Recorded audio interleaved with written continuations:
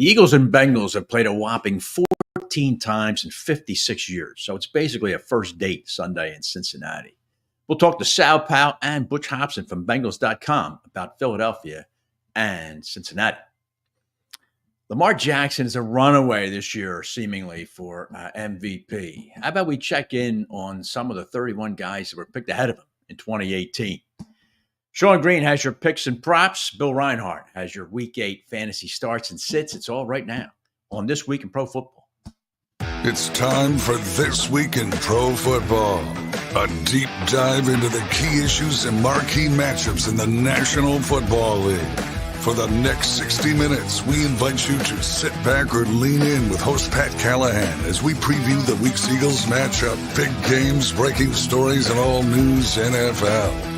It's This Week in Pro Football, right now on JAKIB Media Sports. Hello, everybody. Pat Callahan joining you for week number 8 of This Week in Pro Football, live on JAKIB Sports. Great to be back here. Xander Kraus, my producer tonight, as always, and I want you to give me a follow on X at TWIPFPat. You can also get into the chat on JAKIB. Make sure you do that, and we'll see if there's any erstwhile comments that maybe deserve some airtime. I'd love to have some dialogue with you, and appreciate that very much. All right, we got the usual action-packed show this week. Sal Pao's going to join me in just a couple of minutes. And after that, it's the usual suspects, Sean Green, Bill Reinhardt. We'll talk some fantasy. And then with Eagles-Bengals coming up, let's face it, we don't know a lot about the Cincinnati Bengals. The Eagles, as I said, only played them 14 times in over half a century. So we'll talk to Butch Hopson from Bengals.com. He covers the Bengals and has covered them extensively along with the Reds, going way back for at least the last 25 years. So looking forward to that conversation at the top of the next hour. How about, though, Xander, we do a little good, bad, and ugly, if you'll bring up the standings as of the end of Week 7. Let's do a little good, bad, and the ugly here. The good, well, the Ravens have won 5 straight now in the AFC North, including they put a number on Tampa after falling behind early. It's something how one play. Baker Mayfield throws an ill-advised interception in the end zone, and that game Monday night spun on a dime when he threw that pick. You cannot give the Ravens any type of oxygen. They will take you down. The Eagles get their get-right game. We'll talk to Sal Pao about that. Was it the Eagles getting right, or was it their competition? The New York Giants are a total mess. And the Bengals, speaking of Cincinnati, they have crawled back from the abyss like they usually do after their usual terrible start, 0-3. They've won 3 of their last 4 and now are in that race for a wild card in the AFC. Also, Detroit Lions end Minnesota's 5-game win streak to start the season. The Lions, a formidable team in the NFC. They are the team to beat in the NFC right now. The bad? Well, let me point out those Atlanta Falcons. All right, Atlanta gets a home game against Seattle, and it's a big game. Atlanta has to at some point decide if they're good or not, and right now they can't do it. That's a game they should win. They would give them a one-up on a potential wild card opponent, and they couldn't do it. Lost 34-14 at home. The Falcons, just a total enigma as to what they're doing. Those Cleveland Browns, ladies and gentlemen, there's just not much more to say about them. 1-6 right now, going absolutely nowhere via FedEx. And now Deshaun Watson, their quarterback, is gone with an ugly Achilles injury. Boy, oh boy, they had Baker Mayfield. We'll talk about Baker Mayfield in a minute.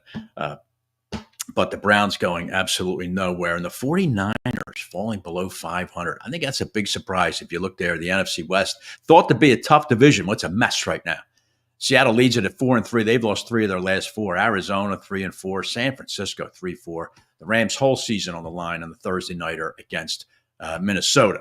A bad draw for the Rams there in a game they have to win. Let's get to the ugly. Now, the ugly is, Z, if you'll switch that around now, the ugly is simply this. I watched that game Monday night, and Sal Pao and I have talked often about whom I call October Lamar. But Jackson is a revelation. I mean, he really is. I mean, he's playing right now lights out football at the quarterback position for the Baltimore Ravens. Thank you very much, Xander. So if you just look here in this little schedule I drew up here, Jackson was drafted in 2018. By the Ravens. They had the last pick in the first round, 32nd pick, and they used it on Lamar Jackson. Here's a list of some of the guys that were picked ahead of Lamar in that 2018 draft. How about Sam Darnold, pick number 3 by the Jets? Now, Darnold is having a little bit of a renaissance in Minnesota. I grant him that, but come on now. 29 picks ahead of Lamar Jackson. Pick number 10, Josh Rosen, picked by the Arizona Cardinals. Just never, ever, ever came close to being anything like an NFL quarterback. And so, why are the Jets like the Jets and why are the Cardinals like the Cardinals? Well, maybe this is it. The 15th pick, the Raiders picked Colton Miller, offensive tackle. He's never made a Pro Bowl. He's only played 3 years. And who was their quarterback at the time? The Raiders quarterback when they passed on? Derek Carr. Sorry about that. The Bengals take Billy Price, center. Andy Dalton was their quarterback. All right, Dalton's okay. He plays okay. He's had a good NFL career. The Ravens themselves, with the 25th pick, take a tight end, Hayden Hurst. They took Hayden Hurst, 6 picks, 7 picks ahead of Lamar Jackson. It just goes to show you the Ravens are now geniuses for taking Lamar, while they almost lost him because they had to take a tight end with the 25th pick. The Jaguars, well, why are they the Jaguars? Well, how about taking Taven Bryan, an offensive tackle, actually, I think, with the 29th pick, 3 picks ahead. They have Blake Bortles at quarterback. The Vikings took Mike Hughes, a cornerback, 2 picks. Now, the Vikings had Kirk Cousins at the time. I understand. They just paid Cousins a ton of money. I guess that was a decision they had to make. But still, that's just a list there. And you wonder why certain teams are always losing football games and are just losers. Well, Matt, that might have something to do with it, ladies and gentlemen. You cannot come back from the mistakes you make in rounds 1 and 2 in an NFL draft. All right, Xander, thank you very much for that. Just a real quick peek, Xander, if you would, at the Week 8 schedule here before we get to our distinguished guest here. The Week 8 schedule, not bad, ladies and gentlemen. The Thursday night game, Vikings-Rams. I mentioned that. The Vikings will be looking to bounce back. The Rams have got to win to stay relevant. The NFC West is only going to get 1 playoff spot, and that's the division winner. That's why they got to win that game. Some other games, Detroit will handle Tennessee easy. Green Bay should handle Jacksonville. Jets. If the Jets don't get right against New England, you can forget that. Buffalo-Seattle, late game. That's an interesting game. Buffalo, always an interesting team to watch. Josh Allen, he's the number 2 quarterback behind Lamar right now. The rematch, Falcons at this time at the Bucs. The Bucs, a terrible, terrible Monday night. Loss of Mike Evans for at least, I think, 3 games, if not IR, and the loss for the season of their other wide receiver. That's just a disaster for the Buccaneers in that Monday night game. Sunday night game, Dallas at San Francisco. 2 marquee names anyway, but 2 teams that I'm not sure. Cowboys at 3-3, 49ers at 3-4. I'm going to talk to Sal. We're going to test Sal and get his reaction to, is it an overreaction to say that the loser of that game is in serious trouble? Monday night, the Giants again, the New York Football Giants at Pittsburgh to face the Steelers. That should be a ratings grabber for the mothership. All right, Xander, thank you very much. Let's bring this gentleman on, please, if you might. That would, of course, be ESPN's national correspondent, the author of How Football Explains America, and the host of the NFL Matchup Show, and an inductee coming up into the National Italian-American Hall of Fame, and that would be Sal Paolantonio. Sal, congratulations to you. Thank you, Pat. That's going to be in Chicago, Illinois. I'm really excited about it. My family's excited. ESPN's excited. Very good. Lombardi, DiMaggio. Yeah, Dundee, right? It's a pretty good list. Yeah. Pretty good list. Yeah, that's great. And good for you getting added to it. Mario Andretti, everybody's in there. Yeah. All right, good. Sal, let's look back for just a few seconds here. Eagles-Giants, we had posited last week whether this was a get-right game for the Eagles. My question to you is, well, was it? Or was it just because the Giants are just inept, especially at home? I think it's because the Giants are inept. I don't think it's a get-right game. I think the Eagles did what they were supposed to do. They boat raced a bad team. They had trouble with Cleveland a little bit, and they beat the Giants. But, you look at the 4 teams in this stretch, Pat, The Browns and the Giants, they beat both of them. Bengals, Jaguars, combined record of 8-20. That's a 28% winning percentage with a combined point differential of minus 140. I said on your show 2 weeks ago that this 4-game stretch should get them a 4-0 record. Right. And if they beat the Bengals on the road, I believe that's what will happen. Right. All right, Sal, let's look at this game here because I think this is, and I'll ask you, is this a dangerous game for Philadelphia? Not just because of Joe Burrow, but because it's a team they rarely see. These teams have only played 14 times in 56 years. They only see them once every 4 years. Is this a scary game for the Eagles? I believe that it is. Now, we're only a couple of days away from Halloween, so let's call it scary, Pat. But I just taped the matchup show here at NFL Films. NFL games are about matchups. So where are the Bengals scary against the Eagles in matchups? Their wide receivers, T. Higgins and Jamar Chase, against a very inexperienced secondary, and a secondary, when tested, has not really held up. The other thing is Lou Anarumo, their defensive coordinator, is as good as Steve Spagnuolo, just doesn't have the great players that Spagnuolo does. And he will test out the missing left tackle side of the Philadelphia Eagles. Without Mailata, they'll go after the Philadelphia Eagles. So this is a game where I think they have to have the same approach and attitude. They have to give it to Saquon, reduce the number of throws. You still don't have Dallas Goedert. He did not practice again yesterday or today. So you don't have the number one tight end. You don't have your left tackle. You're still missing your starting right guard. You could see Jalen Hurts throwing it 15 times a game, just like 15 times a game for the next couple of weeks, and just lean on Saquon Barkley. And when you get down into your 4-minute offense, you put Gainwell on the field. Sal, when your team throws the ball 15 times or so a game, you're going to win it. I think that's a pretty safe mantra. But when we get back, Sal, I want to talk about the two matchups, Eagles offense versus Cincy defense and vice versa. And also, it's an overreaction Thursday. We'll get Sal's take on some axioms that I've put together through 7 weeks of the NFL season. We'll do all of that next on This Week in Pro Football, presented by Park Bank. Welcome back. We've got another exciting play underway at KennedyAuto.com. That's right. At KennedyAuto.com, you can browse their entire inventory from home. The customer is scrolling hundreds of Ford, Mazda, and Subaru vehicles right at his fingertips. He made his selection and got a bottom line price set directly to his email. He could go all the way. And the deal is good, all without leaving his couch. Incredible. KennedyAuto.com. Enjoy your ride. Discover the essence of true community banking with First Bank, your trusted partner across Eastern Pennsylvania and New Jersey. Their network of branches brings you convenient access to dedicated personal bankers who understand your unique needs. At First Bank, you're not just a customer, you're a valued member of the community. Additionally, they are excited to announce the opening of 2 new branches in Media, Pennsylvania and Trenton, New Jersey, bringing their personalized banking services even closer to you. Connect with any member of the team today at their Westchester office, conveniently located at 849 Paoli Pike, or call them at 484-881-3800. First Bank is an equal opportunity lender and member FDIC.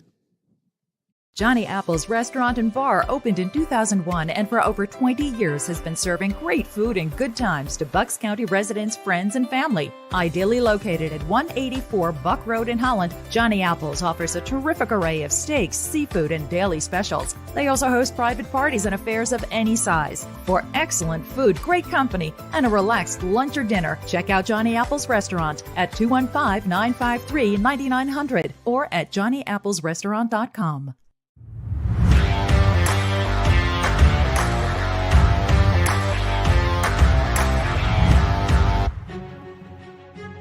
Welcome back to This Week in Pro Football. Pat Callahan joining you here on JAKIB Sports, joined by the soon-to-be member of the Italian-American Hall of Fame, Sal Paolantonio.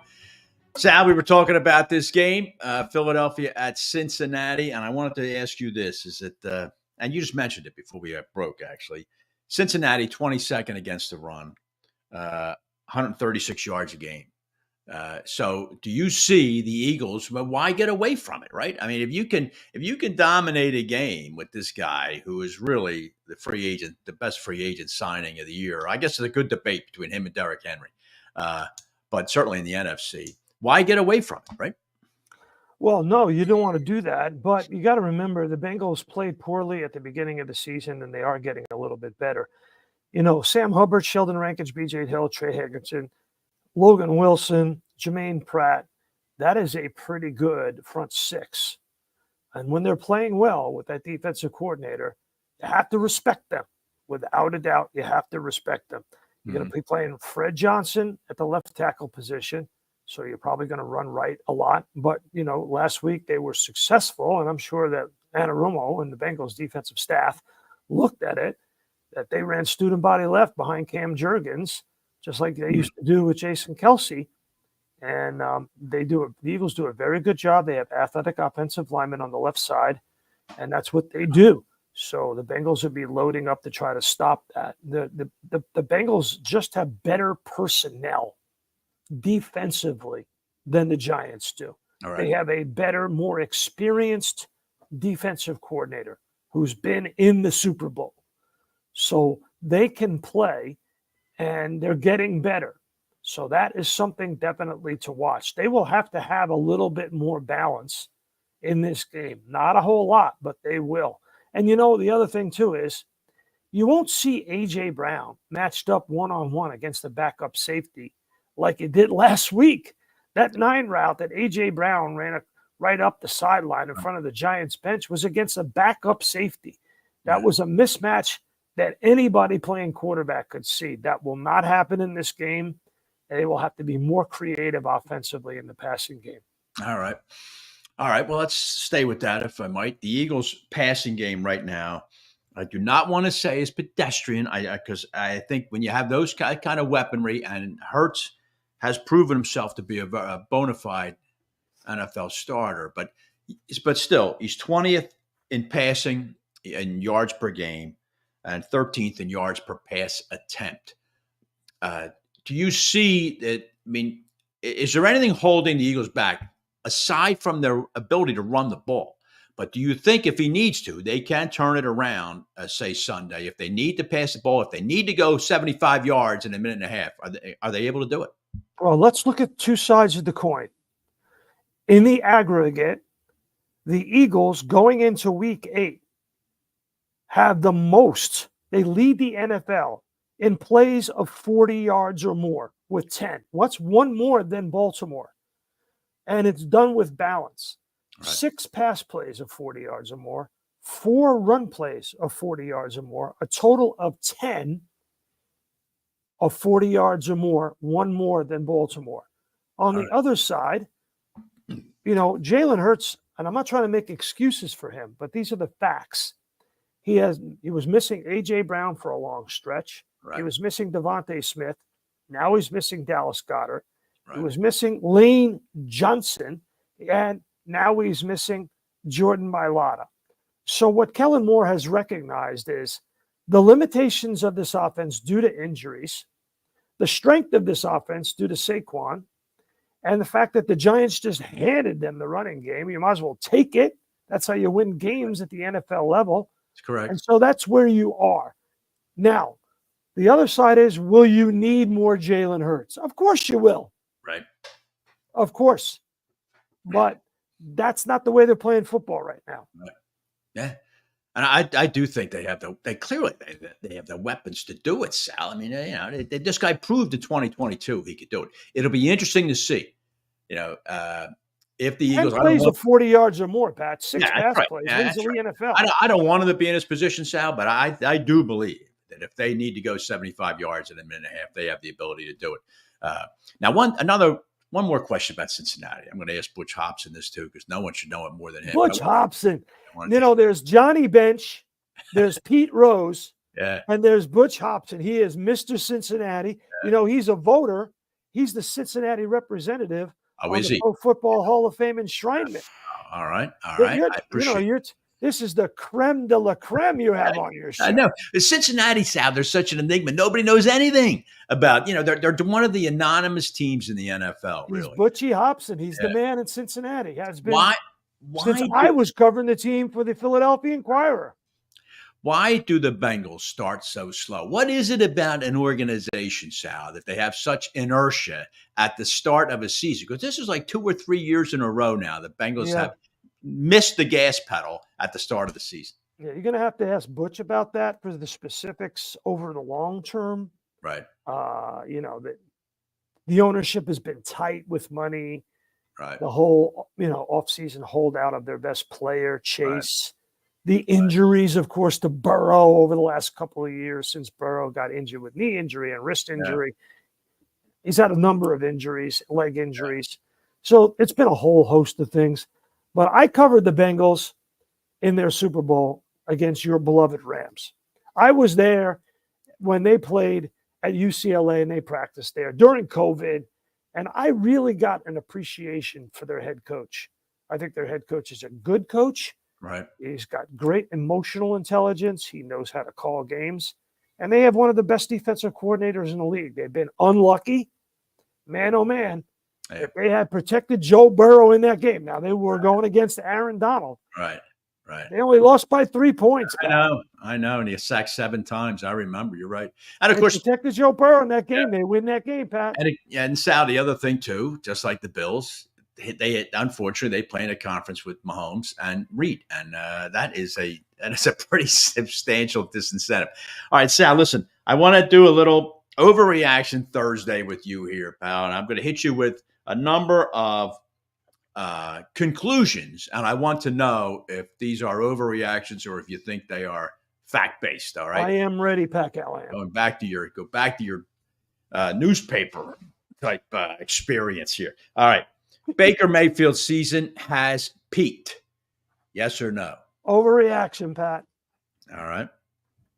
You think that you think Shepard and McMillan can step in for Godwin and Evans? Pat, this is machine gun round. Overreaction. That's all you're going to get out of me. All right. Done and done. How about this one? Aaron Rodgers is not the same guy as the Aaron Rodgers who now, do you want a whole segment on this, Pat? Because I could go a whole segment. No. You can do a little more than you did on the first one. But no, I don't need a whole segment. I just want you to watch Aaron Rodgers throw the football. Right. Anybody who watches football, he's throwing it off his back foot. Right. He's sidearming it. He's throwing it like he was 28 and 38 years old. Right. Just doesn't have the zip on it. And he doesn't have the experience with these receivers. It's a mess. And when Devontae Adams gave that speech this week, we're running out of time or time is of the essence. Who do you think he was talking about?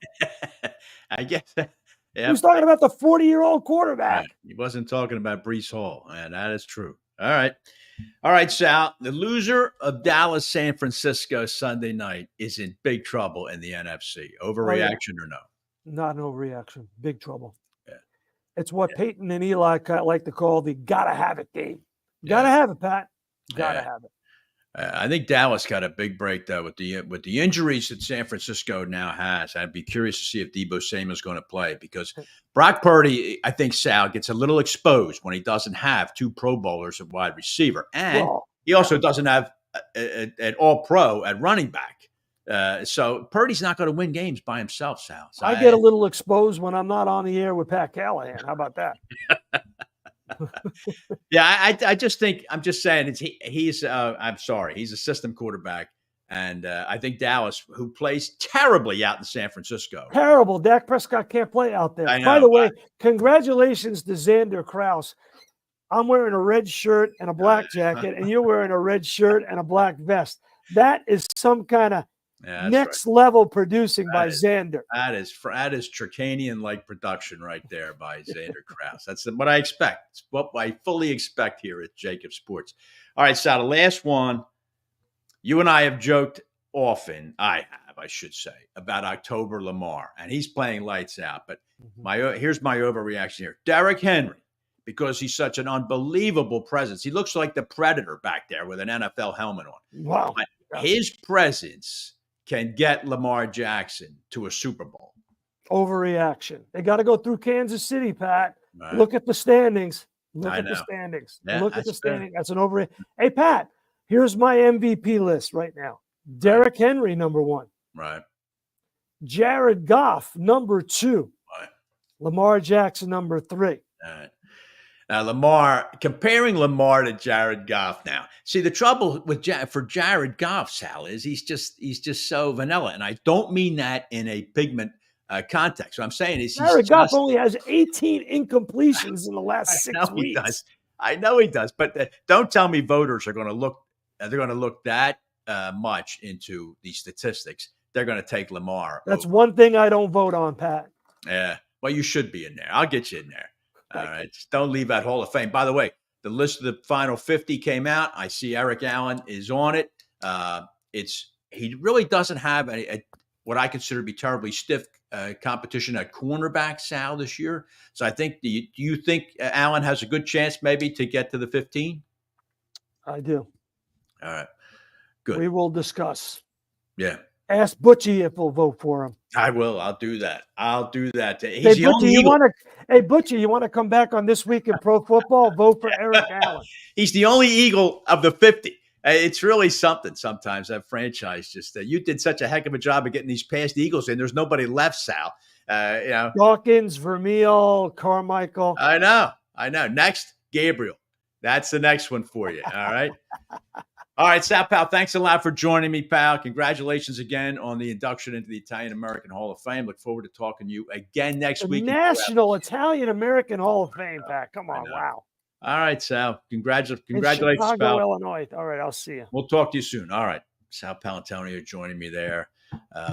Jared Goff for MVP. That will never happen, ladies and gentlemen. It'd be interesting to see if the Lions run the table in the NFC, if Jared Goff would get serious consideration for MVP. Of course, it's always a quarterback, but I just don't believe that they're going to pick a guy who seemingly was a cast member, from Little House on the Prairie, and they're going to give him the MVP. We'll see. All right. When we get back here on This Week in Pro Football, presented by Kennedy Ford, how about we be joined by the great Sean Green? We're going to talk some picks and props. We're going to talk a few key games, including Philadelphia, Cincinnati. We'll do that next on This Week in Pro Football. Welcome to Park Bank, a return to better banking. With 7 locations across Philadelphia and South Jersey, we prioritize your financial well-being with a blend of modern amenities and traditional customer service. Our professional team is dedicated to providing tailored banking solutions, whether you are opening your first account, planning for retirement, or expanding your business. Our services include a wide range of personal and business banking options with competitive deposit rates and products. We are committed to making your banking experience seamless and efficient, with the latest technology at your fingertips and the personalized support you deserve. Park Bank, your community. For more information, go to parkbank.com. That's Park, P-A-R-K-E, bank.com. Member FDIC.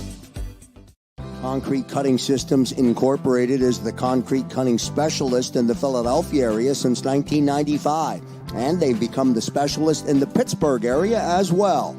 These guys are celebrating 28 years as the industry leader in the field of concrete cutting and robotic demolition. So if you have a project that requires any type of concrete cutting or drilling, concrete demolition, or interior excavating, call the specialist, Concrete Cutting Systems, located at 2514 Orthodox Street in the heart of Philly. Call them at 215-533-0652. With a fleet of over 70 service trucks, Concrete Cutting Systems Incorporated is always ready to service all of your concrete cutting, drilling, and concrete demolition and highway sealing needs. These guys are the only full union concrete cutting company based in Philadelphia. So don't delay. Call the boys today at 215-533-0652. And be sure to check them out on Facebook and Instagram at CCSINC_Phila or on the web at concretecuttingsystems.net.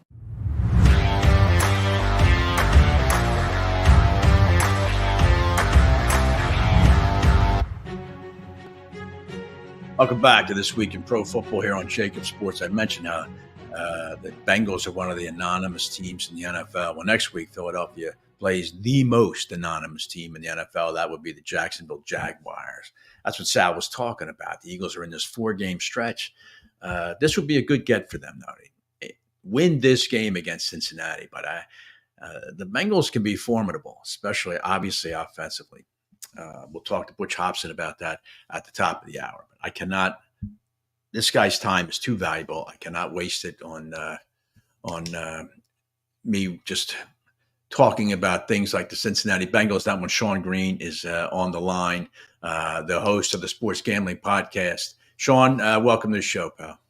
Yeah, thanks for having me. Always down to talk Eagles, Bengals, a bunch of good games on the slate this week.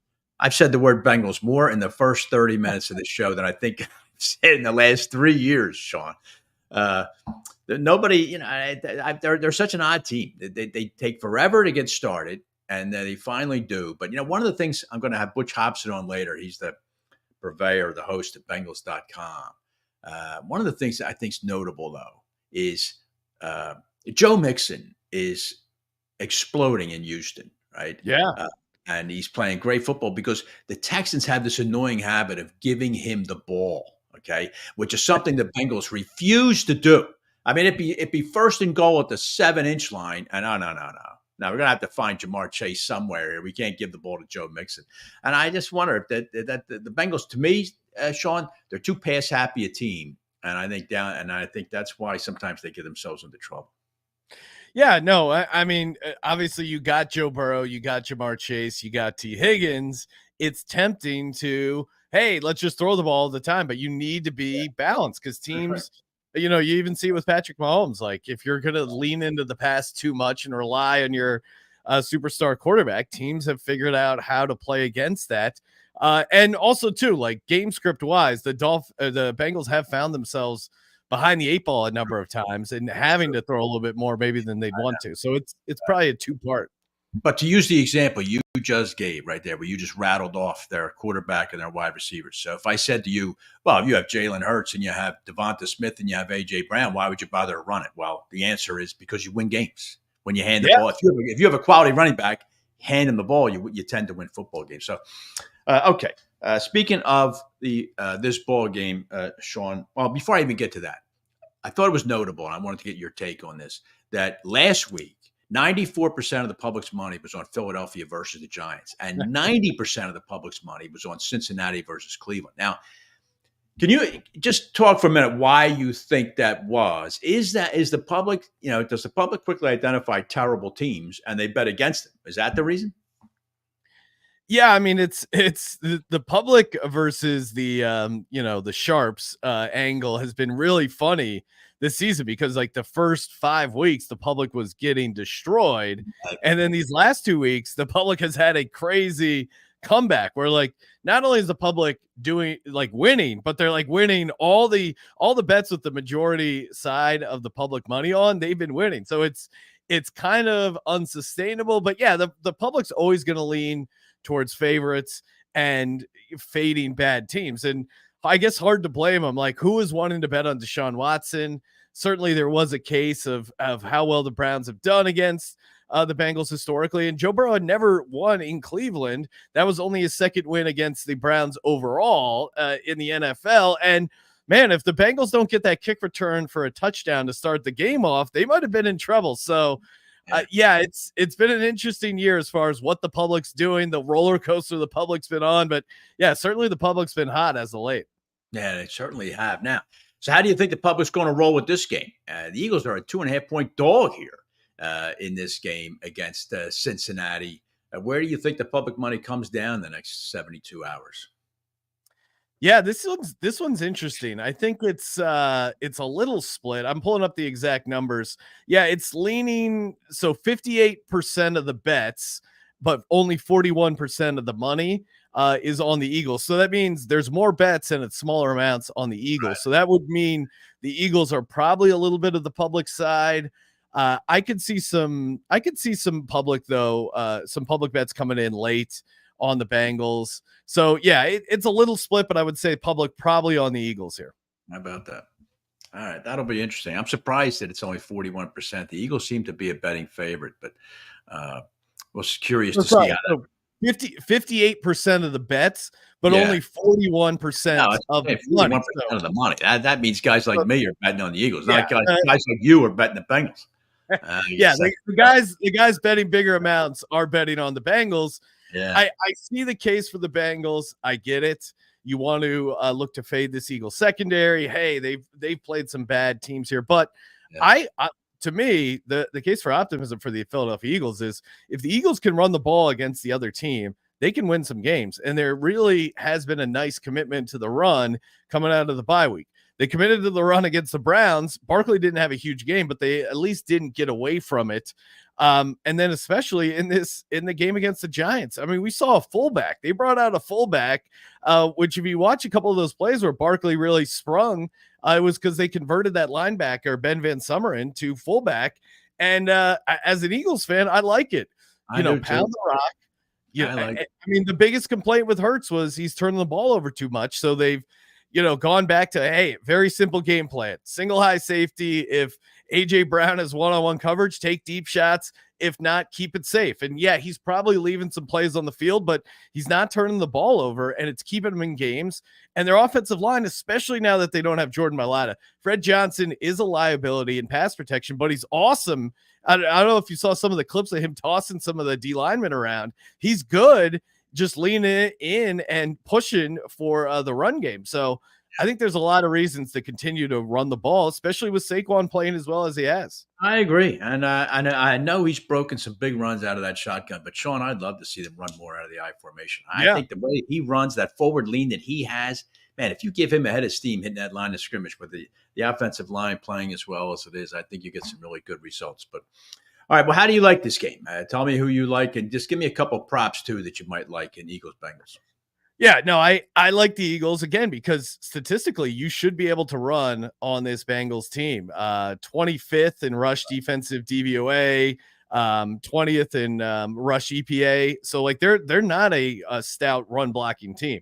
Obviously, if the Eagles get behind and have to throw the entire game, they could be in trouble. But also, too, I think A.J. Brown, as we saw, is pretty unguardable in a lot of situations. So I think the Eagles do get the win, get the cover there. They're certainly a live dog. As far as the props, I mean, it's chalky, but I like Saquon Barkley to have another good game on the ground. I think he's going to get the carries, and I think you can run on the Bengals. So you can get his Barkley to have 100 rushing yards. You can get that at 2-1. If you want to go, 80 yards is probably his normal over under, but I think he could have 100 again. Like that at 2-1. And on the other side, I do think if there's a receiver that gives the Eagles trouble, it's going to be T. Higgins versus Jamar Chase. I do like Jamar Chase under 77.5 receiving yards. I know it sounds crazy, but I think they're actually going to be okay against Jamar Chase. T. Higgins is the guy I would worry about. His number is slightly lower. It's like 71.5 receiving yards. So those are some of the props jumping out at me. I think it's going to be a similar, at least offensively, game flow that they had last week. And if the defensive line can continue to get a little bit of pressure, I think they can keep them in this game. All right, Sean, talking with Sean Green here from the Sports Gambling Podcast. Big Rams fan. I see you're on the Rams against Minnesota. Ram it, baby. But 3 games I wanted to ask you about, Sean. And how about this? At week 8, we're talking about Bears Commanders. Can you imagine? There has not been a year recently where you and I would have been talking Bears Commanders. But here's the game. Conceivably, you could have the top 2 quarterbacks picked in the draft going, even though it's shaky on Jaden Daniels. But I think most expect him to play. How do you like this game? Yeah, I mean, I still think yeah, we'll see where this ends up. Obviously, the question at quarterback is huge for the Commanders. To me, the line is suggesting that, at least right now, that Marcus Mariota is the guy we're going to be seeing, because the line right now is +3 for the Commanders. So according to the line, it's going to be Marcus Mariota there under center. So assuming that's the case, I like Chicago here. I think, again, you look at the Washington, what they've done, it's been awesome. but they certainly haven't faced a defense as good as the Chicago Bears. Bears are coming off the bye. We see so many times, Caleb Williams has looked good, struggled briefly there first couple games, but he's played well. And now you have a bye week to clean up some stuff. Hey, this is what you're doing right. This is what you're doing wrong. This Commanders defense, I think, is going to get exposed. I think people watched that game last week against the Panthers and they're like, oh, they don't need Jaden Daniels. Look, Marcus Mariota's running this offense fine. And maybe Cliff Kingsbury is the greatest play caller of all time, and certainly he's done a great job so far. I'm just a little skeptical with 2 weeks to prepare. The Bears aren't going to get it done against the Commanders. So I would take the Bears as the road favorite, laying 3. Yeah, I think it's worth noting, and you're right about Washington. Their wins, the Giants, they beat the Bengals in week 2, which is not hard to do because the Bengals don't realize it's a 17-game season. And then their other win, they beat the Cardinals, Browns, and Panthers. Not exactly a murderer's row. So they are stepping up against the Bears, and we'll see how that one goes. All right. They've struggled against good defenses. They struggled against Tampa Bay, and they struggled against the Ravens, who don't even have an amazing defense. So I think this is going to be a massive test for their offense. All right. The marquee game in terms of names, Sean, Dallas travels to San Francisco. That stadium has been a house of horrors for the Cowboys in recent years. But that is a vastly different 49er team they're facing right now with no McCaffrey, no Brandon Ayuk, maybe a Deebo Samuel, I don't know. But who do you like here in a game against the 3-3 Cowboys against the 3-4 49ers? Yeah, I mean, I'm always going to be looking to fade the Cowboys here. And I think they're, as much as the 49ers are banged up, this 49ers team is also incredibly desperate for a win, especially at home in a big spot here. Like, they cannot afford to lose this game. I'm sure you could say the same thing for the Cowboys, but how do you beat the Cowboys? Well, you shut down their run game. And you're able to throw on them. And I think the 49ers are going to be able to slow down the run game because the Cowboys don't have much of a rushing attack this season. Like, they really don't.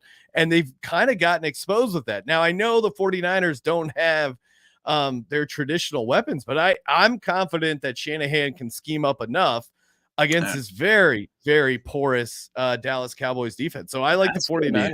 All right. You like the Niners, Chris. I know you hate the damn Cowboys like most I Eagle can't fans. pick the Cowboys. I mean, you can't let your money be influenced by that. You legitimately think the Niners are going to win this game, right? Oh, yeah. No, I do, because I don't trust this Dallas Cowboys team on the road.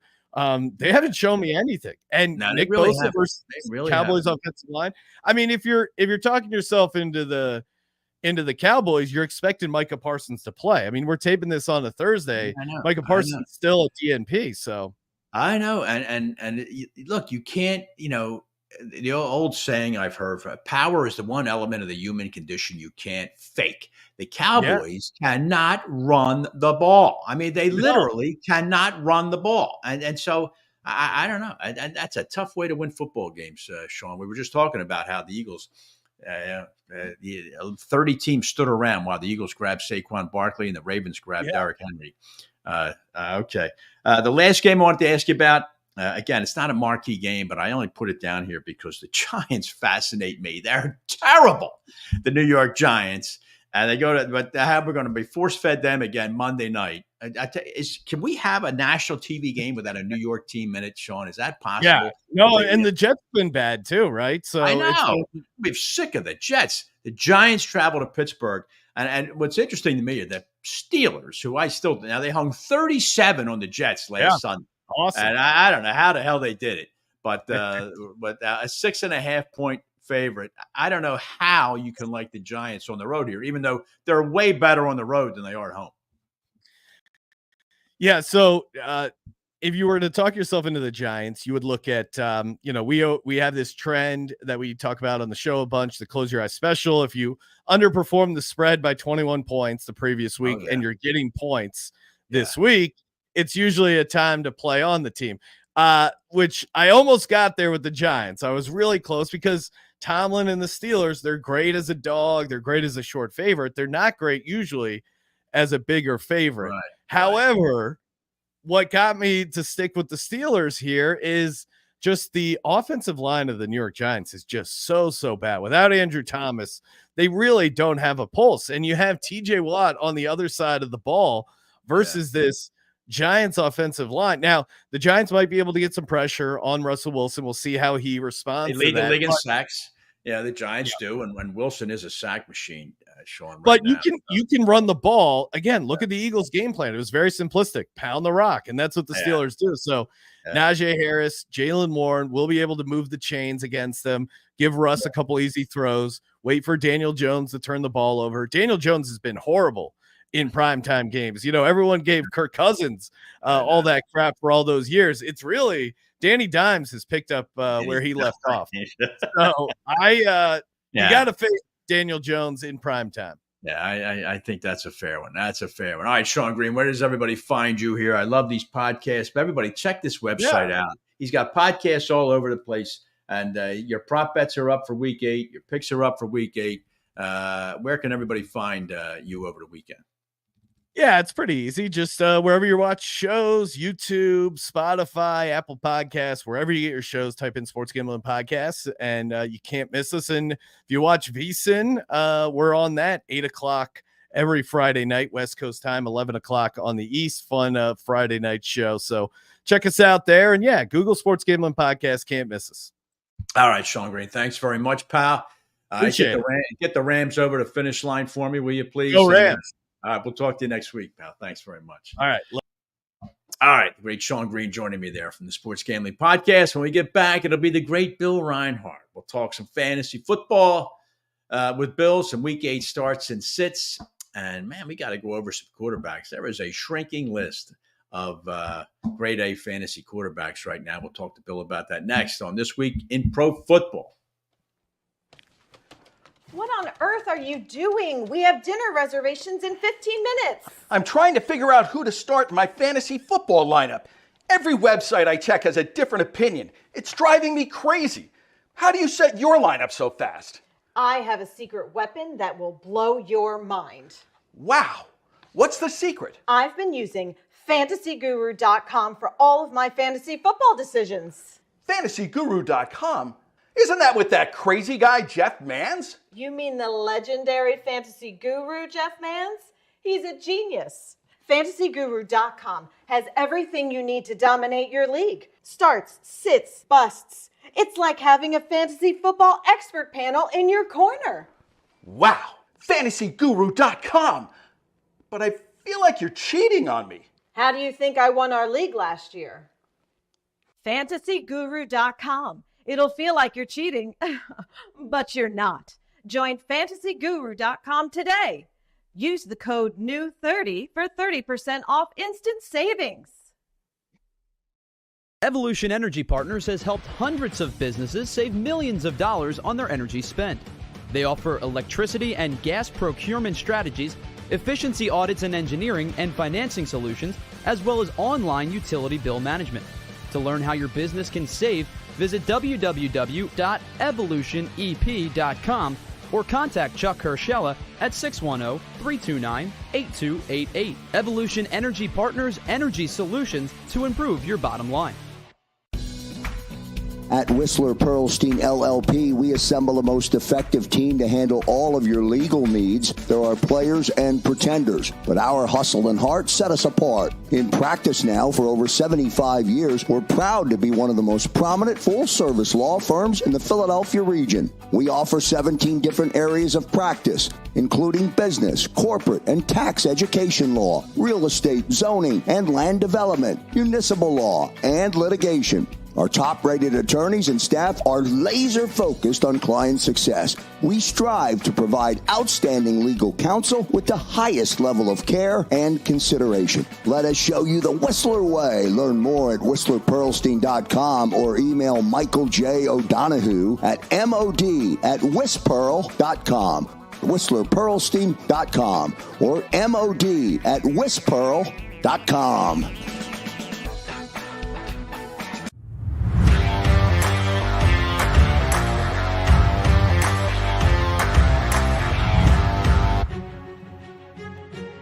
All right, back here this week in pro football. Pat Callahan joining you on JAKIB Sports. Don't forget, give me a follow at TWIPF Pat on X. And, of course, if you want to, you can join the chat right here on YouTube on JAKIB.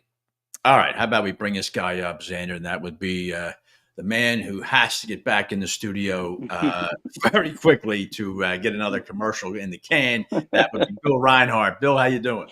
I'm good. How are you, Pat? All right. All right, Bill.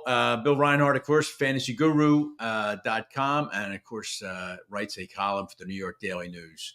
It's always great to have Bill join me to talk some fantasy football. Let's start with this. What's the latest, you think, Bill, on Jaden Daniels? Because his presence or absence will affect how anybody plays any Washington Commander this weekend. Yeah, the latest news, which is just about an hour old, is he's going to try and practice tomorrow, Friday. He hasn't practiced all week, and, it's a rib injury, so you're talking torque and, turning and driving the ball. So if he's willing to take, in my opinion, if he's willing to take an injection on game day, he'll play. But Seth just said that the line is kind of predicting Mariota to be in there, but I think if Jaden's able to, he'll be in there, and I think Washington needs him in there. Well, I think Washington needs him in there, but in not only the things you mentioned, Bill, but running the ball too. I mean, he will be running in a state of mortal terror if he takes off. The Bears are tough. The Bears are good. Just a quick aside on that too. Did you see the play last week, Chiefs 49ers, when Pat Mahomes took off towards the left sideline and he starts waving the ball around, like he's trying to get that extra yard before he goes out of bounds, and then he cuts up the sideline. I think that's terrible. I really do. I think Mahomes is the Michael Jordan now of the NFL, right? You can't touch him. Can't touch him. And if somebody had pulverized him as a result of what he did, it'd be an immediate 15 yards and possible ejection. But I thought that was really a bad move by Mahomes. I agree. And he's so hyper competitive. He doesn't care. He's like, hey, I got away with it, and that's what I'm going to do. Yeah, it's fair enough. It's fair enough. Speaking of the Chiefs, Bill, they acquired DeAndre Hopkins. I don't know what kind of a role he's going to have this weekend. I don't think they even need him to beat the Raiders. But how do you see that? How far does Hopkins move up your fantasy board as a result of that deal? He moves. First of all, he was not even rosterable in the last 7 weeks. So he skyrockets. All right. He's all of a sudden the best receiver on Kansas City. I mean, don't give me Juju. Don't give me Worthy. Don't give me Hardman. Don't give me any of those guys. Give me D-Hop. Let him play this weekend. It's an easy matchup. Get his feet wet. Get him in there, just like the Bills put Cooper Kupp in last week. So I see that. And when the press asked Andy Reid, are you going to play D-Hop? Reid's answer was, why not? So I think he's in there. And if you have him, start him. I mean, he could.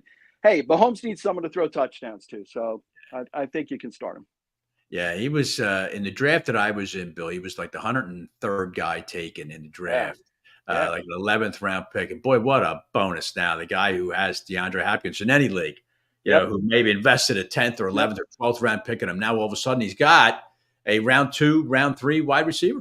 Yeah. And my brother has him in our league. So nice job, Clark. All right, let's stick with the wide receivers then. The Thursday night game this week, the Vikings at the Rams. The Rams, as I mentioned, this is a desperate game for them. They have to stay relevant in a division, Bill, where I think only the division winner is going to make it to the playoffs in the NFC West. I agree. I think the Rams got to have this game because it's a conference game. Now it's got Cooper Kupp is back. Puka Nacua off IR is supposed to dress. What are you doing with those two guys in fantasy lineups this week? All right. First of all, you can start Cooper Kupp. He's been practicing all week. He doesn't have an injury designation. I'm okay with that. But Sean McVay lies. Okay. So he says Puka's going to play. All right. He might be active. He said Whittington last week was going to play, who I recommended on this show. He got 9 snaps. So McVay's a liar. I don't trust him. Wow. I cannot recommend starting Puka Nacua tonight. I just can't. I mean, I don't know. So, but I'm okay with Kupp. He's been working, practicing, and they absolutely need him. So, and Minnesota's got a lousy pass defense. Can't run on him, but you can throw on him. That's going to be interesting to see there. Cup, he's just so fragile now. It's such a shame. know. He was the MVP of the Super Bowl in 21, but the last couple of years, he's just not been able to stay healthy. I agree with you on Nakua. I would not start Nakua either. That's just way too quick. Come off IR on Wednesday, and you're going to play on Thursday. I don't know. Yeah. Cooper Kupp's leg reminds me of the leg lamp from A Christmas Story. It's fragile, so got to be careful with Kupp. We're talking here with Bill Reinhardt for Fantasy Guru and the New York Daily News. Bill, let's talk some quarterbacks here, because I'm looking at a quarterback list here, and I can say I look at it. Lamar Jackson. This is for this week, week 8. Lamar. Jordan Love, his big play this week against Jacksonville. Yeah. Josh Allen, Joe Burrow, maybe Jalen Hurts, because he scores so many rushing touchdowns. But after those 5, Bill, the quarterback position, you can almost throw a blanket over the rest of them. I'm looking here. I see Bo Nix, 7. I mean, what's going on here, Bill? Bo's one of my guys this week, believe it or not. He's had 2 of his last 3 games. He's had over 25 fantasy points. And so he's not a bad play in an area where we're really hurting a quarterback. I like Sam Darnold tonight. We mention him all the time. He's only had 1 bad game, and that was against the Jets, a game he won, I might add. But I think tonight's going to be surprisingly higher scoring than we think. So I do like Sam Darnold. If you want to take a real dart throw, we don't know how bad Deshaun Watson was. We're going to find out. Maybe Jameis Winston gets in there. My son says he's going to have 4 touchdowns, but 5 interceptions and 400. I'll tell you what I would do, Bill. I would stream any defense that the Browns play going forward, because Winston, he will sling it to whoever the hell's open, be it his guy or your guy. He's going to find. He was colorblind. He couldn't tell the difference in the color of the jersey. I don't know. Now, let me throw this name at you, Jared Goff. Now, the Lions play the Titans. They're just going to hammer them. So you would think, this is a juicy matchup. But I could see the Lions running the ball 70 times here and winning this game, and Goff throw for 215 and 1 touchdown. What do you think? I thought that last week when they played the Bills. I didn't think Josh Allen would do much at all, and then he comes out and throws 300 yards and what do you throw? 3 touchdowns. So it might be a pattern for the Lions. Of course, they lost Jameson Williams, right? He's been suspended.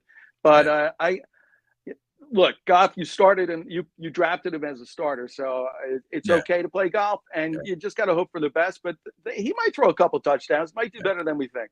Yeah, that's interesting. It's the quarterback position has really turned on its head. It's amazing. Even Patty Mahomes. I mean, Mahomes is now, Bill. He's just one of those quarterbacks now. That's what I mean. But to look at a list and see Bo Nix ahead of Patrick Mahomes on a fantasy list is really amazing. And thank God Mahomes ran one in last week, or else he would have had no touchdowns. Yeah. So I know crazy. Okay. The other thing I wanted to ask you about here was some one-off, Bill. Give me some one-off receivers, running backs. This is guys who, other than the usual suspects here, guys who you think might be worth a shot. This is a week now, no buys at all. I don't know.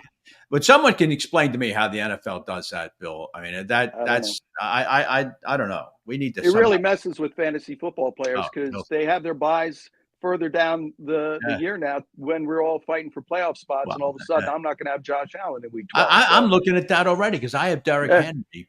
I have Derrick Henry, and in our league, we play 13 weeks. If you win your division, week 14, you get a bye. But if you don't, now you've got a playoff game. He's off in week 14. I mean, that's going to blow a hole in thousands of fantasy lineups the way they do 100%. 100%. We actually, but we do a free-for-all week 14 because there are buys. So everybody plays everybody that week 14, and then the playoffs start the next week because it's not fair. So the top 6 teams, week 14, will get a win. The bottom 6. It's the only time we don't go head-to-head in one of my leagues. You can try that. Very clever. All right, give me some running backs you're maybe looking at for week 8 that might be off a lot of radar. Well, because Travis Etienne has been Wally pipped, I'm going with Tank Bigsby. The guy has been pretty much unstoppable. He's taken over that backfield. you can go with him. I like that. Etienne, even if he's got the hammy, I don't see any kind of timeshare there that's going to be significant. So I do like going forward with Bigsby a lot. The guy, and I know, he's not everyone's going to start this guy, Pat, but Kenneth Walker could break every NFL rushing record this weekend if Seattle decides to just run the ball against that small Buffalo Bills defense. He could have 200 yards. I'm lying awake staring at the ceiling. So Kenneth Walker, if anyone has any questions or hesitation about starting him this week, go fix your lineup right now because he's going to have a heck of a game. Right. All right. So, yeah, Seattle. Who's Seattle playing this weekend? They play the Buffalo Bills in Seattle. Right. 4 o'clock game. So, I'll have my bourbon and my wings, and I'll be enjoying the Buffalo Bills in Seattle. Buffalo's sitting pretty there. I mean, I'm sure when the season started, they were sweating thinking Miami and the Jets. But so far, Bill, almost at the halfway point, that hasn't come close to happening. So the Bills looking pretty good there. Yeah. How about some wide receivers? Give me maybe a couple receivers you think might be worth a throw in this week, week 8. Okay. So I'm going to give you a long shot, if you don't mind. But even if you don't start him this week, stash him. Sterling Shepard, okay, for Tampa Bay. He was teammates with Baker back at Oklahoma back in the day. 2015, Shepard from Baker had 86 catches, 1,200 yards, 11 touchdowns. He's going to be in the slot now, taking over Godwin's position. Right. Let's see if they can create a little bit of magic. Someone has to catch the ball in Tampa Bay. Evans is going to be out for a while. Godwin's out, which is a tragedy. 90 seconds in the game. He's still in it, down 2 scores. Don't even get me started. But Sterling Shepard's a dart throw that I really like this week. It's amazing how those dominoes fall, isn't it, Bill? They recover an onside kick down 41-31. Tampa recovers an onside kick. If they don't, Godwin never sees the field again and lives to play 9 more games. They recover it, and then you know what thought creeps into their head? Oh, let's get close enough. We'll kick a field goal, and then we'll recover another onside kick and throw a Hail Mary and tie the game. Come on, guys, please. I mean, I get it. You want to win, but I know. It was devastating. Just so sad to see. It really was. Yeah. Another one, same team, Kate Otten had 100 yards last week. And the only reason I'm picking Tampa Bay because it's wide open there now. So Otten had 100 yards. I'm not saying he's going to have 100 yards again, but he's definitely going to be the favorite receiver of Baker this week. And they got a tough game against Atlanta. They need to score. So I can see Otten having another big game. Yeah, that's a featured game this week. And Bill, that is a team. You talk about a team that is a total enigma. It's the Atlanta Falcons. I mean, one week they look absolutely terrific. And then last week, you mentioned the Seahawks. Atlanta hosting Seattle, and they basically don't even get out of their cars and lose 34-14. And from a fantasy perspective, Bill, you just never know. I mean, do you play Kirk Cousins, who could throw 4 and 350 yards one week, and then the next week throw 1 and throw for 175 yards? You simply don't know. You don't know. And I spent half of last year cursing at Arthur Smith every time I watched the Falcons. Maybe it wasn't Arthur Smith. I don't know. Maybe it's the mojo down in Atlanta. Maybe it's just the players, but they certainly have no killer instinct. They don't have, even with their backs against the wall, they don't stand up and they don't fight, it seems. They just kind of roll over, and I don't get it. All right, Bill. Where does everybody find you this weekend here so they can get your latest looks at why the Buffalo Bills are going to get trashed this weekend in Seattle? You're killing me. So on Twitter, I'm at NFL Fantasy Bill. You can find me there. My daily news column came out today with my starts and sits, and my Fantasy Guru column came out today as well. And I looked at the first 8 rounds of every fantasy draft, and about 40% of every player has missed at least 1 game. It is horrendous. So take a look at that. Great. Appreciate that very much. I will do that. Always appreciate you coming on, Bill. Look forward to talking to you again next week. All right, pal? Go Bills. All right, go Bills it is. When we get back here after the break, how about we go Bengals here? We're going to talk with a gentleman who's not graced our screen up till now, and that would be Butch Hopson, who's the purveyor of Bengals.com, a long time journalist in the Cincinnati area. We'll talk with Butch about Eagles-Bengals. Do that next on This Week in Pro Football. Somewhere on the blue planet lies a hidden gem, nestled in the heart of lush greenery.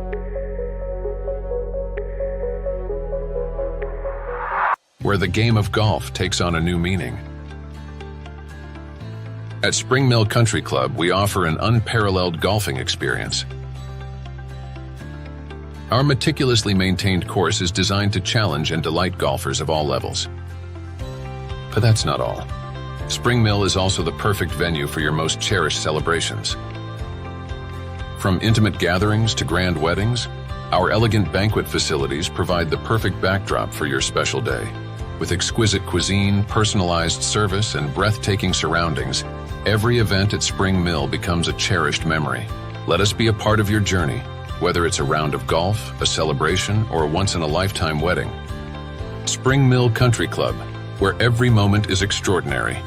Visit us today and create your unforgettable story. Welcome back. We've got another exciting play underway at KennedyAuto.com. That's right. At KennedyAuto.com, you can browse their entire inventory from home. The customer is scrolling hundreds of Ford, Mazda, and Subaru vehicles right at his fingertips. He made his selection and got a bottom line price set directly to his email. He could go all the way.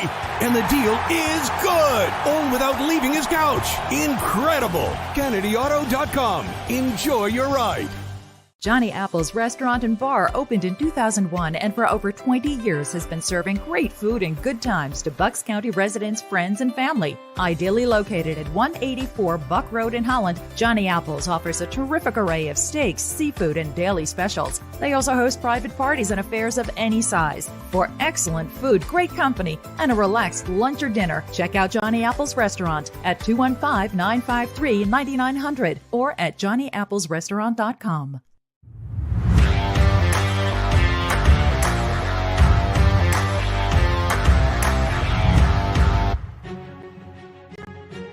All right, welcome back here as we wrap up this week in pro football for week number 8 in the National Football League here on JAKIB Sports. And I'm very pleased to welcome this gentleman to our shores, and that would be the purveyor of Bengals.com, a gentleman who's also covered the Bengals and the Reds for the Cincinnati Enquirer and is a Hall of Fame elector. And Sal Pal says hello. That would be Butch Hopson. Butch, how are you? Pat, thanks a lot for having me on in the swing state tonight. Really appreciate it. Sorry for the slight delay. That's all right. That's all right. I appreciate you finding the time, Butch, to join me here as we talk about a team that Eagle fans don't really know a lot about. I opened the show talking about the fact that these two teams have played 14 times in 56 years. So let me start with this. Why, Butch, do the Bengals seemingly always start so slow in terms of an NFL season? I had an answer before this year. 2022 and 2023, they didn't have Burrow, or Burrow was reduced. Right. So that would explain it. What happened this year, it's, I think, a bit of a mystery. Although I will say, Pat, I think that you're finding this around the league, too. September is the new August. Yeah. You know, September is the preseason. I mean, even the vaunted Ravens went 0-2. Right. So, I think I think guys are kind of dealing with this, even though it's an extra week, it's really, it's quite a long season. I think they're dealing with that. And I don't know, it's a good question. I know Zach Taylor would like the answer, but I'm not sure there is one. Certainly they put themselves in a hole, though. They know that. All right. Butch, as I mentioned, the Eagles are an unfamiliar opponent to Cincinnati. They only play every 4 years. So how do you see any difference in terms of you being around the team all week long? Is there a difference in how the Bengals prepare for a team that they rarely see versus one they might see 2 times a year like anybody else from the AFC North? Oh, yeah, I think so. I mean, like, for example, they've never played Saquon Barkley. They've never seen him. Right. So I think, they probably – I think what they do is they put a little extra pep in during the during the off seasons when they do a lot of their research, when they have time to do their research. And then, obviously it gets down to film work. But I think even though they only play him, once every 4 years, they take a look at the tape. I know, they've seen the players. They've played against a lot of the players that are on that team now. So I don't think it's that big of a obstacle. I think the biggest key is getting that work done in the off season and, getting ahead. And then I think this week it's like any other week. Yeah, it's funny you mentioned that too, because I would hazard that the most of the Eagles probably have not seen Joe Burrow. Most of the Bengals probably haven't seen Jalen Hurts either, because really Hurts didn't become the Eagles starter until 21. So Well, they were, and that's right. And they did play. I think Hurts took one snap against them in 2020. I think he lined up as a running back or in as a Wildcat. But in that 2020 game, it's amazing. And Pat, in 4 years in the NFL, it's like for the rest of us, it's almost like 12 years because I think Fletcher Cox is now retired. He had the famous hit on Burrow where Cox told him he's going to have to start to get down a little bit. And Joe said yesterday he was glad that Fletcher was retired. He was hoping he was enjoying retirement because Fletcher was a hell of an opponent that day. Yeah. Well, Cincinnati I talked with Sal Paolantonio at the beginning of the show, Butch, and he and I agreed that this is a dangerous game for Philadelphia. Cincinnati can score points now, but I've always thought that their offense was way too geared towards the passing game. I know the weapons they have passing the ball, but looking at the success Joe Mixon is having in Houston, Butch, couldn't you superimpose that back to the years he was in Cincinnati? I mean, he's an extremely capable running back. I know that. And yet the Bengals just don't seem to commit to the run, no matter who's back there. Is that a fair assessment?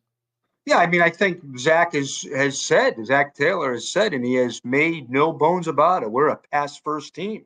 And that's and I think what happens is Joe Mixon didn't really fit what they were trying to do. I mean, he's not a shotgun back. He's more of a downhill back. And they've got two guys now, Zach Moss and Chase Brown, who are, they're not Joe Mixon, but they're a better fit. And I'm a Mixon guy. Believe me, he ran us into the Super Bowl there in the AFC. He handled the ball there in that overtime of that game in Kansas City. So I'm a Mixon guy, but I also understand what Zach was doing. Moss and Chase Brown are better fits, and I think you've seen it in the last two games. Chase Brown popped one for 30 yards to seal a Giants game. I know. Joe, that's not Joe Mixon's game. He didn't do it here. But Brown is a 4.3 speedster, a home run guy. Joe's not a home run guy. And Zach Moss in Cleveland catches a big 17-yard check down pass. That's not the kind of ball that Mixon makes a play on. Big play in that big play in that touchdown drive. So, I think Mixon's a great player, but I think it's a classic example of there being better fits.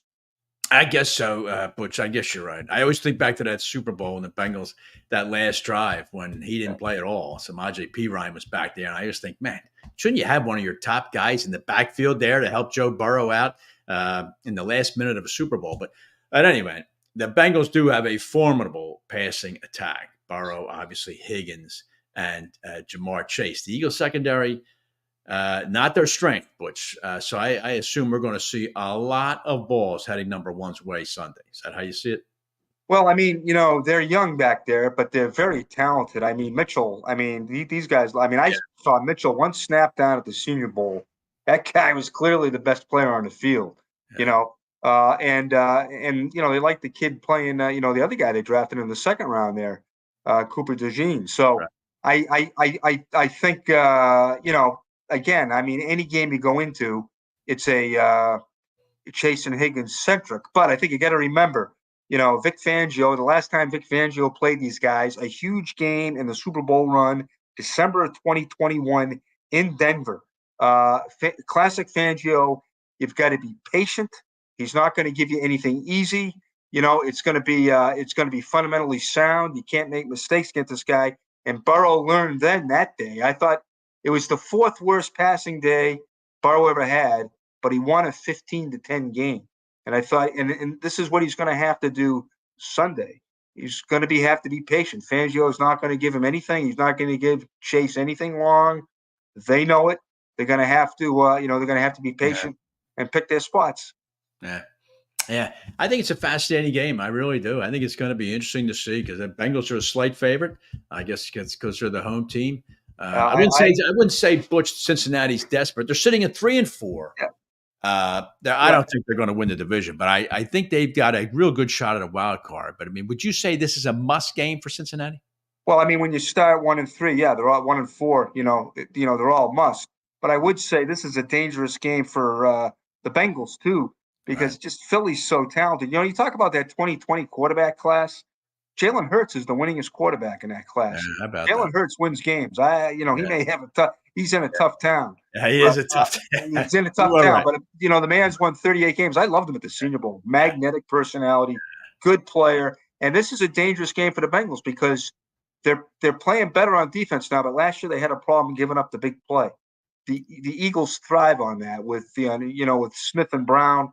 They've got to be very leery of that. They can obviously run the ball. I mean. But I think the Bengals are a little bit better suited to defend the run now than they were 3 weeks ago. They've got all their defensive tackles back. They were decimated as defensive tackles. So, it's a dangerous game for Cincy. I know they're glad they've got them at home.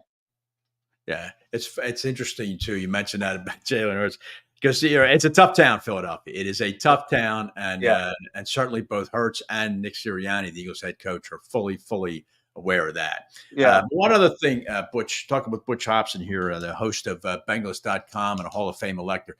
I wanted to ask you about the Bengals. They're a small market team, obviously. Now, the way the NFL is set up, that doesn't adversely impact them like, say, it would in Major League Baseball. But are they unfairly tagged as being Mike Brown? He's the most frugal owner in the league. Because if you look at the cap, I was looking at under the cap, or it's called over the cap. The Bengals are only $8 million under the cap right now. So they have spent money. Is it an unfair tag that they're always hit with, that they don't spend money? Well, as somebody who's on the payroll, yeah, I'd say it's unfair. But I will say this, Pat. I think they're damn near the top when it comes to spending this year. Right. And I think since they've been in the stadium, this is the 25th season of the stadium. These guys, they've made moves. Twice they've signed the most. They've set records. They signed Carson Palmer and they signed Joe Burrow, both record deals. Right. They've signed enough guys down through the years where they've won 6 divisions in the building. We know what they've done with Burrow. But before that, the decade before that, They didn't win a playoff game, but they won 2 divisions. They went to the playoffs 5 straight years. So believe me, they've got to be paying somebody, and I think it's AJ Green, Andrew Whitworth, Carlos Dunlap, Geno Atkins. You're talking about guys that were highly compensated on second and sometimes third deals. Right. Yeah, I think it's a team that's been a very, very solid NFL franchise, but it's just unfortunate that it's kind of an anonymous franchise just simply because of where you are geographically. But I think it's a dangerous game for Philadelphia. How do you see it, Butch? Any thoughts about how this game is going to play out? I think it comes down to the quarterbacks. I really do. I mean, I think I think both teams are really gifted receivers. Amazing when you think of the talent on the field. And AJ Brown's such a great player. We knew that. We saw him in Tennessee. Man, he made a one-handed catch in the divisional, man. And Smith can obviously run like hell. And on the other side, Higgins is having quietly an unbelievable year. Chase leads the league in yards. Yeah. So I think it comes down to I think it comes down to really which defense falls first on a big play. Yeah, that's right. I think it's going to be a tight game, and whoever goes over the top, early, I think that might dictate the game. But I think if Cincinnati does not put Hurts in the position of having to do that, Butch, they're going to have trouble. Now, they have to make Barkley pedestrian, I think, in this game, or because that's the way the Eagles have been winning now. They've been winning by turning around and handing him the ball. Believe me, we live in the AFC North, okay? So we go into every game. You got to stop Derrick Henry. Yeah. You got to stop Nick Chubb. Harris, right. You got to stop. You got to stop Najee Harris. Najee Harris. and this is what you have to do. Barkley, I'm sure. Barkley had 55, 41, and 38-yard runs. Yeah. The Bengals shut down Henry all day until the last snap of overtime. Yeah. I mean, they held him to 41 yards and he popped off at 50. I know. And that's what they can't. And they can't do that. They can't do that. They know that. I think they go into it. They've got to stop Barkley, but then, you got those two receivers too. So I know it's tough. It's a tough deal, but it's going to be. I think it's going to be a very interesting game. We'll see how it plays out. And I appreciate you joining us, Butch, very much, Butch Hopson. I'd love to have you back as maybe later in the season, just to check back on the AFC, because I think it's going to be an interesting run for those wild card spots in the AFC. Maybe Cincinnati takes a run at the Ravens. They're not out of it by any stretch. They're only a couple of games behind them, but I see you got them coming up in a couple of weeks. That'll be the game of the year. I mean, it was the game of the year. Hell, it was the game of the year. I mean, I know. It was a shootout. I mean, it was a shootout right to the end. Yeah, I mean, they've lost. The two games they lost to the Chiefs and to the Eagles, the Chiefs and the Ravens on the last play of the game. We're having a completely entire. But that's the beauty of the league. I know, that's the it's beauty of the league. But we'd be having a completely different. You'd be asking me, hey, how'd they get off to a fast start? That's true. Hey, you're right. It's very fair. Very fair. No, that's the way it is. That's the way it is. That is the way it goes. All right. Well, listen, thanks a lot for joining me, Butch. I appreciate it very much. Very entertaining. And I look forward very much to talking with you again as maybe we get later on in the year. All right. Pat, thanks very much. Enjoy the game Sunday. All right. Thank thanks you very much. All right. Butch Hopson joining me there from Bengals.com. Always good to talk with the guys from the Eagles' opponents media center. And I hope you enjoyed that. All right, that'll do it for this week's edition of This Week in Pro Football. I think the Eagles are going to win that game. I don't know. I think Barkley is such an addition to Philadelphia right now that I think he appears to be in fine shape, and he's just so thrilled to be playing behind a quality All-Pro NFL level offensive line. That I don't think we've seen the best out of him yet. So I think Philadelphia pulls this game out. All right. And that'll do it for This Week in Pro Football for week number 8. Thanks to Xander Krause for producing. Thanks to all of my guests for joining me. Thanks to you for watching. And we'll be back next week for week 9 of This Week in Pro Football.